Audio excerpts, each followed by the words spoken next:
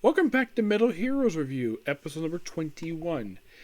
I would have done this last night, but I got back late and also had a stream to do, and by the time I finally got to it, it was extremely late, so no, that's why there was no videos yesterday. I will mention this, that a few hours ago, I got a chance to meet one of my favorite voice actors, Veronica Taylor. Yep. Now, I'm definitely so we'll talk about Space Sharivan. I want to talk about this. It wasn't a Comic-Con. It was just basically a meet and greet down in Plant City at this card shop, and she signed my Pokemon Forever DVD. Great to see her. Was there in the shop, like, talking to her for about 10 minutes, maybe. Not very long. Plus, I even got a picture with her. Yes, I did. Something which I am very happy with that. Yep. Yeah, there we are. Me and Veronica Taylor. Yeah. It is quite something, the fact I actually had a chance to meet her. Yeah. How I found out about her being at this card shop. She posted on Twitter yesterday that, hey, I'm going to be in Plant City tomorrow at this card shop with a meet and greet. I'm like, cool, I'm going. And I drove down there. Yes, I drove down there by myself. How to get down there? Despite the fact I didn't know the city very well. Simple. Google Maps. Yep. Just typed in what I wanted to. Start from home. I got there within 27 minutes. And to finish up there, I had to use the bathroom because I had to hold it for quite a while. And I couldn't exactly find a drink, so I basically went back in my vehicle, drove to the nearest gas station to get myself a drink, and then drove home. I got home in 22 minutes. Not bad. So basically, for driving time, I only drove for about, I'd say almost an hour. Combined back and forth. I mean, it was there from, I got there around 6:45. I didn't get back into the city until I got home until a little after 8:30. So I was gone for quite a while. And very happy to meet her. And that takes up that now. She's actually what I've wanted to meet for years, and now I got her done. If she appeared at a Comic-Con, I was going to be happy to bring some of her sign. But since she was nearby, why not? I drove down. Yeah, was very happy to meet her. Now I'll discuss basically this particular episode, these two episodes. Now we're discussing episode 30 and 31 for Space Sharivan. With these particular episodes, the plots are kind of weird for this one.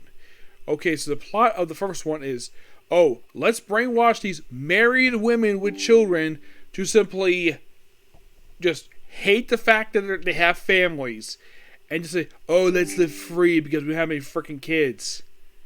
Yeah, that's the little plot of this one, where they start acting really weird after going to this beauty place, and they come home and the kids go like, wait, why do we have a new carpet and why do we have a new stereo? How? She took out a loan. Despite the fact the credit score's not very good, but she took out a loan.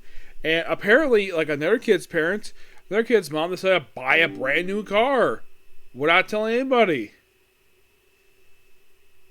Yeah, I know this is kind of weird, but that's a bit irresponsible. You buy stuff without telling people? Like this expensive stuff for no reason? Yeah, kind of a dumb plot, this one. And, of course, the monsters feedback at the end of the episode. The next episode I thought was quite interesting because this actually is a follow-up because it had been 10 episodes of last year. Mika returns where she and the Inca Chris end up on this planet called Planet X in the year, I think it was 2998. I think it was. And the whole thing is the planet is simply, it's actually quite ingenious. Trap Sherivan in Vision World and take them through time. And then they basically go to Vision World with the first 5 minutes. Really? 5 minutes? Damn.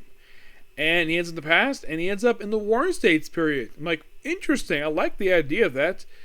But he's not here very long. And when you mentioned Nagara, that's what he figured out his Warring States period. And then he falls time again. And then he ends up in 1941. Yes, on an island in the Pacific. Don't know which island per se.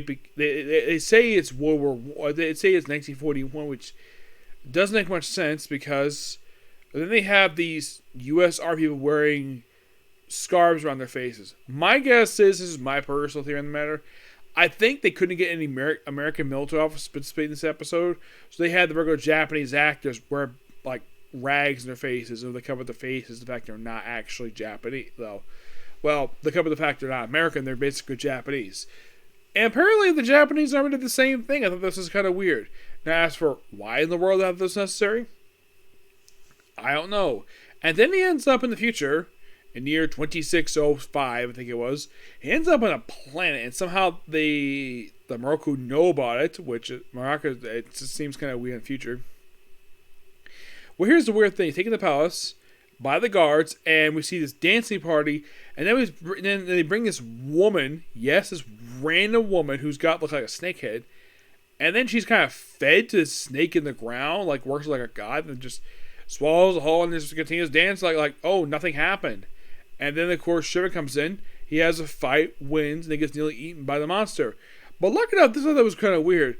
A few times in this episode, the ancient beast, who's the main devious of the episode, actually saves him, which is weird. Because the whole purpose of these creatures is to kill Shrivan. And here he is saving them, and eventually bound to the very end, and eventually got a vision world. Yeah, it was a weird episode. Yeah, by far the most weirdest one I've ever seen so far. But pretty fun. Gotta appreciate that. Yep. But yeah, not much to say these episodes. And by the way, I watched the episode yesterday, and I did not get a chance to do another episode because basically I would have gotten that one done, but I did not get to take a break. I should do, but today I did. So, this is pretty much it for Tickle View. Next up is a Comic Corner, and then it's on to Don't Tell Me It's Not Girl. And after that will be My Hero Academia. Okay? Next video. Bye.